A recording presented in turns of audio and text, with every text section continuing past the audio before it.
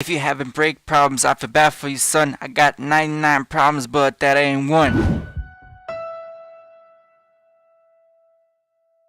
A multitude of components in the brake can cause brake wear. In this video, I'm going to be talking about the slider pin. So every time you release the brakes, the piston moves on the slider pins, so there won't be no more braking pressure. As you can see, properly working sliding pins move quite freely. This one on the bottom is quite free, but the top one is kind of stuck, and this causes a lot of wear. As you can see, this slider pin has a bunch of corrosion rust built up, and it wasn't able to move freely. As you can see, the main culprit behind these problems is that the rubber boot that's around them breaks down, cracks, and moisture, water, debris gets in there and causes that corrosion.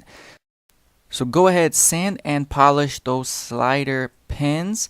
Make sure you guys install brand new boots over those slider pins. Make sure you guys slap on some lubrication on those pins as well, and look at that, like new. And always, guys, make sure you test that everything is working properly in the braking system and the new slider pins.